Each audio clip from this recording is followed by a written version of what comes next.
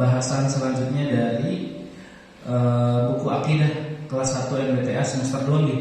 Betul Ustaz ya.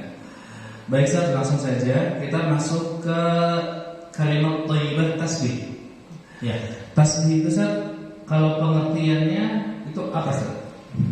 Baik Ustaz, kita lanjutkan untuk kalimat thayyibah tasbih Ustaz ya. Jadi tasbih itu adalah kalimat subhanallah. Jadi kalimatnya tidak panjang ya, subhanallah gitu ya. Yang artinya adalah maha suci Allah Subhanahu wa taala. Nah, kenapa kita harus mengucapkan tasbih Ustaz? Ya, pada dasarnya kita ini akan merasa takjub atau heran pada sebuah peristiwa, ada sebuah ciptaan dari Allah Subhanahu wa taala, maka kita sebagai seorang muslim itu tidak hanya mengatakan wah luar biasa, bukan hanya begitu Ustaz ya, tetapi juga membaca subhanallah. Begitu Ustaz. Ya, baik. Lalu Ustaz, untuk kalimat tasbih itu sendiri kapan waktu yang paling baik untuk membaca kalimat tasbih Ustaz? Baik Ustaz. Nah sebelum ke situ, kalimat tasbih itu pada dasarnya adalah ikrar. Ketika kita menjadi hamba Allah Subhanahu wa taala, itu kita memandang bahwa Allah Subhanahu wa taala itu satu-satunya Tuhan yang maha suci dari segala kekurangan, dari segala ketidakmampuan, dari segala ketidakbisaan.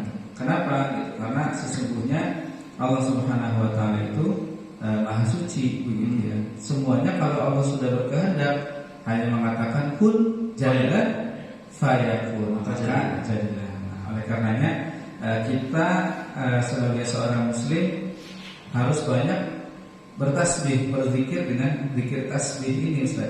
Nah, kapan itu bisa kita ucapkan? Pertama ketika melihat keindahan ciptaan Allah ya. Baik itu di lautan, kemudian gunung-gunung yang sangat tinggi, atau alam raya, atau tumbuhan beraneka ragam, ciptaan yang begitu luar biasa itu, maka kita mengucapkan subhanallah gitu ya. Kemudian juga karena ini memiliki makna yang sangat luar biasa, maha suci Allah, maka juga dibaca setelah sholat fardu Ustaz. Nah, jadi dalam sholat fardu itu kan ada zikir ya Ustaz ya. Nah, jangan langsung bubar Ustaz gitu. Jangan langsung setelah sholat habis itu udah lewat gitu. Tapi kita juga membacakan dulu subhanallah. Berapa kali Ustaz? 33. Betul Ustaz, 33 kali. Nah, kemudian juga bahkan dibaca ketika sholat Ustaz ya. Ketika kita ruku bacanya subhanarabbiyal azim wa bihamdi. Ketika kita sujud kita juga membaca subhanarabbiyal a'la wa bihamdi.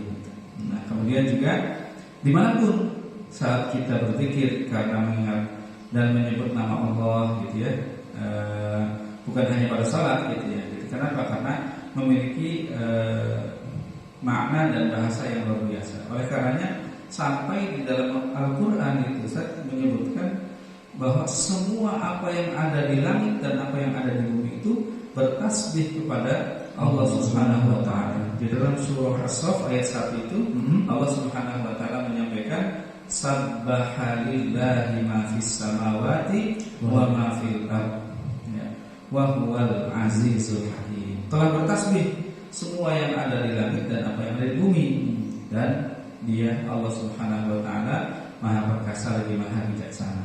Nah, itu luar biasa Ustaz. Maka kita harus mendawamkan, membiasakan membaca kalimat thayyibah, yaitu salah satunya adalah kalimat tasbih yang bunyinya subhanallah. Begitu Ustaz. Lalu Ustaz, untuk keutamaan Ustaz ketika kita membaca tasbih itu apa yang kita dapatkan? Ya, ketika kita bertasbih maka ada keutamaan Ustaz yang luar biasa yang kita dapatkan dari ucapan ini atau ucapan tasbih ini. Ya. Apa itu? Yang pertama menghapus dosa, Ustaz. Ya. Jadi itu bisa menghapus dosa. Gitu ya. Kemudian yang kedua mendekatkan diri kepada Allah. Ya. Yang ketiga meningkatkan ketakwaan kita sebagai seorang muslim. Ya. Dan yang terakhir mendapatkan balasan pahala yang banyak di hadapan Allah Subhanahu wa taala. Begitu, Ustaz. Baik, Ustaz, kita masuk ke tema selanjutnya yaitu kalimat thayyibah tahlil. Insyaallah. Kalau kalimat tahlil itu sendiri secara pengertian itu apa, Ustaz? Kalimat tahlil itu pada dasarnya adalah kalimat yang sudah kita pelajari, Ustaz, sebelumnya. Ya. Ada namanya tauhid, syahadat tauhid ya. Ya, betul. Syahadat tauhid di bab 1 ya, Ustaz ya. Nah, itu kan adalah kalimat asyhadu an la ilaha illallah. Nah, bedanya kalau kalimat tahlil ya hanya kalimat la ilaha illallah, tidak ada asyadunya, yang menunjukkan bahwa memang kalimat ini pun adalah kalimat thayyibah, kalimat yang baik, yang artinya adalah tidak ada Tuhan selain Allah Subhanahu wa taala. Nah, kalimat ini mengandung keesaan Allah Subhanahu wa taala. Dan biasanya kita gunakan untuk mendoakan diri kita maupun orang lain. Kurang lebih seperti itu, Ustaz. Lalu Ustaz, kapan sih waktu terbaik saat membaca kalimat tahlil itu sendiri?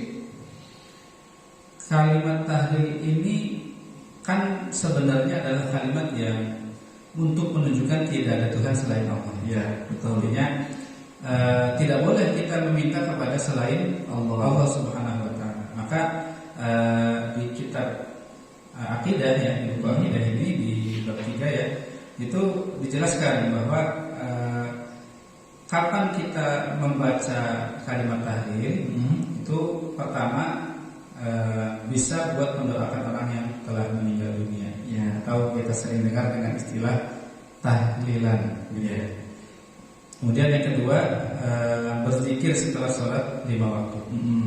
Yang ketiga membimbing orang yang sedang menghadapi sakaratul maut, yang menuju kepada kematian ya. Jadi jangan takut ya, ketika kita mendengar atau mengucapkan la ilaha illallah, karena sesungguhnya kalimat ini adalah kalimat yang baik, kalimat thayyibah, bukan kalimat menyeramkan misalnya. Karena dia tertulis di kerangka mayat begitu ya, atau orang yang sedang menghadapi kematian, kita menjauh, justru malah kebalikan gitu. Kita harus mendekat, kemudian mengucapkan dan membimbing orang yang sakaratul maut itu dengan kalimat la ilaha illallah. Kenapa? Karena ada hadis yang mengatakan kalau orang yang akhir kalimatnya la ilaha illallah, ya dakhalul jannah, masuk surga. Ya, Masya Allah. Kemudian yang keempat, kalau kita kadang mendapatkan musibah yang tiba-tiba, bisa jadi ada kehilangan harta, kehilangan uang, gitu, kehilangan keluarga, gitu, atau tiba-tiba ada terjadi gempa, gitu, atau ada banjir dan segala macam. Nah, kita juga bisa mengungkapkannya dengan kalimat la ilaha illallah. Juga yang kelima, ketika banyak ujian dan cobaan dari Allah Subhanahu wa taala, maka kita kuatkan diri kita meminta hanya kepada Allah dengan kalimat la ilaha illallah. Baik, Ustaz, kita masuk ke kalimat thayyibah selanjutnya yaitu kalimat hauqalah. Ya. Apa itu, Ustaz, pengertian dari kalimat hauqalah itu sendiri? Kalimat hauqalah adalah kalimat la haula wala quwata illa billah. Tidak ada daya dan upaya kecuali dari Allah Subhanahu wa taala. Itu kurang lebih seperti itu kalimatnya. Kalau maknanya sendiri, Ustaz, dari hauqalah itu sendiri bagaimana, Ustaz? Ya. Kadang kita merasakan atau mengalami ketidakmampuan mencari jalan keluar. Kehidupan kita ini begitu banyak ujian-ujiannya. Kehidupan kita itu begitu banyak masalah-masalahnya gitu ya. Maka boleh kita adukan, kalau yang tadi kan juga membaca la ilaha illallah ya, kita adukan kepada Allah untuk menguatkan diri kita, untuk mengarahkan diri kita, untuk menunjukkan jalan yang benar kepada diri kita dari Allah Subhanahu wa taala dengan mengucapkan la haula wala quwwata illa billah. Baik, Ustaz. Lalu selanjutnya apa sih keutamaan dari kita membaca kalimat hauqalah itu sendiri? Nah, banyak Ustaz. Jadi keutamaan inilah yang menguatkan kita justru sebenarnya kalimat hauqalah ini adalah kalimat yang menunjukkan kepasrahan kita, menunjukkan kelemahan kita, menunjukkan ketidakberdayaan kita, maka kita butuh bantuan dari Allah Subhanahu wa taala. Ya. Dan dahsyatnya kalimat ini pun memiliki keutamaan yang luar biasa. Yang pertama, dia adalah tabungan surgawi. Tabungan surgawi itu sampai Nabi Muhammad SAW mengatakan kepada sahabat Abdullah bin Qais gitu. Beliau menyampaikan, maukah engkau beritahu tentang satu tabungan simpanan dari simpanan-simpanan surga? Kemudian Abdullah bin Qais mengatakan, tentu ya Rasulullah gitu. Kemudian beliau menyampaikan dan bersabda, ucapkanlah la haula wala quwwata illa billah gitu ya. Kemudian yang kedua, dia bisa membuka pintu surga. Membuka pintu surga, Ustaz. Iya gitu. Karena ketika Nabi bertanya kepada sahabatnya, maukah engkau tunjukkan salah satu dari pintu surga? Maka tentu ya Rasulullah, kata para sahabat itu. Kemudian beliau menyampaikan bersabda, la haula wala quwwata illa billah. Dan yang ketiga, keutamaannya juga sering-sering dibaca oleh orang sakit. Jadi kalau kita melihat orang sakit gitu ya, kita doa, tapi doanya bukan ini ya. Doanya ada khusus gitu. Allahumma anta syafi la shifa illa shifa dan seterusnya. Ya, nah, kita nasihati yang sedang sakit itu. Atau ketika kita sakit gitu, kita mengucapkan la haula wala quwwata illa billah. Dan disitulah mudah-mudahan Allah memberikan kebaikan dan kesehatan buat diri kita dengan kalimat la haula wala quwwata illa billah. Lalu Ustaz, kapan sih masa yang paling tepat, saat-saat yang paling tepat ketika kita membaca kalimat hauqalah itu sendiri? Nah, Ustaz, tentu karena ini sebenarnya adalah permintaan kita kepada Allah, menunjukkan bahwa Allah adalah punya kekuatan yang luar biasa, punya arah untuk mengarahkan diri kita gitu ya. Maka pada dasarnya adalah permohonan. Untuk apa? Untuk dikuatkan.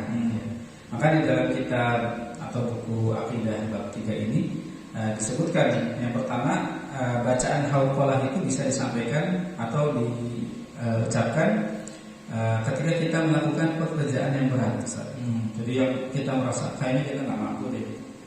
Nah, tapi dengan kalimat hauqalah ini Allah Subhanahu wa taala insya Allah meringankan pekerjaan itu. Ya. Kemudian yang kedua, pada saat kita bepergian jauh, Ustaz, kita keluar dari rumah, kemudian kita tidak pernah tahu risiko-risiko yang akan kita hadapi di jalan. Makanya kita mengucapkan la haula wala quwwata illa billah. Kemudian juga yang ketiga, ketika kita mendapatkan amanah, adik-adik mendapatkan menjadi ketua kelas, ketua kelas. Kemudian jangan langsung baca alhamdulillah gitu, justru kebalik Ustaz gitu ya. Membacanya la haula wala quwwata illa billah. Kenapa? Karena kita tahu bahwa kita ini lemah gitu, enggak sanggup gitu dengan apa yang diamanahkan. Justru ketika kita minta perlindungan dari Allah, kita minta bantuan, kita minta arahan, maka kita mengucapkan la haula wala quwwata illa billah. Kemudian juga ketika kita ingin menghadapi ujian dan meminta kekuatan. Adik-adik kan akan menghadapi ujian, misalkan ujian semester gitu ya, ujian tengah semester gitu, baik ganjil maupun genap. Nah, itu juga sama, minta kepada Allah dengan mengucap la haula wala quwwata illa billah. Dan yang kelima itu juga ketika berzikir gitu ya. Ketika berzikir mengucapkan zikir dengan mengatakan la haula wala quwwata illa billah. Maka mudah-mudahan Allah memberikan arahan dalam hidup kita. Begitu Ustaz. Baik Ustaz, seluruh penjelasan yang luar biasa, sangat mencerahkan. Amin. Semoga dapat bermanfaat bagi saya, Ustaz, dan teman-teman adik-adik semua yang menonton. Insyaallah. Syukran jazakumullah Ustaz. Assalamualaikum warahmatullahi wabarakatuh. Waalaikumsalam warahmatullahi wabarakatuh.